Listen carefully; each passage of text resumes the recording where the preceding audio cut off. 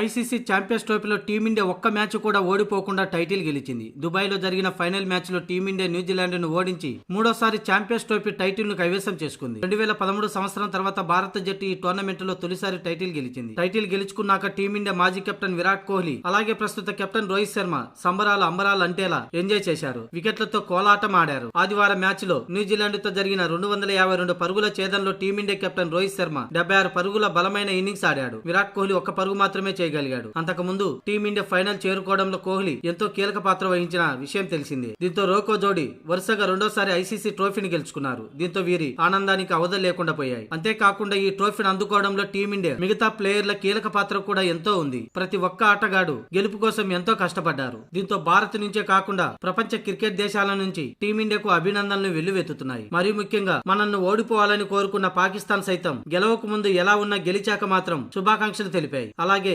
Australia మాజీలు సైతం ముఖ్యంగా Ricky Ponting team india all round ప్రదర్శనతోనే ఛాంపియన్స్ ట్రోఫీ విన్నర్ అయ్యారని, ముఖ్యంగా సీనియర్ ఆటగాళ్లు జూనియర్లతో అద్భుత విజయం అని రికీ పాంటింగ్ అన్నాడు. అలాగే మైకేల్ క్లార్క్ సైతం టీమిండియానే విజయం సాధిస్తుందని నేను ముందు నుంచి అనుకున్నట్టుగానే ఛాంపియన్ గా నిలిచారని క్లార్క్ అన్నాడు. ఇక అఖ్తర్ అయితే ఛాంపియన్స్ ట్రోఫీని ఆసియా దేశం కైవసం చేసుకున్నందుకు శుభాకాంక్షలని, అయితే ఛాంపియన్స్ ట్రోఫీని ప్రజెంట్ చేసేటప్పుడు ఆతిథ్య దేశమైన పాకిస్తాన్ లోని పీసీబీ ప్రతినిధి ఒక్కరూ లేరు. ఆ సమయంలో ఎందుకు లేరో నాకు అర్థం కావడం లేదని సోషల్ మీడియాలో ఓ వీడియోను పోస్ట్ చేశాడు షోయబ్ అఖ్తర్.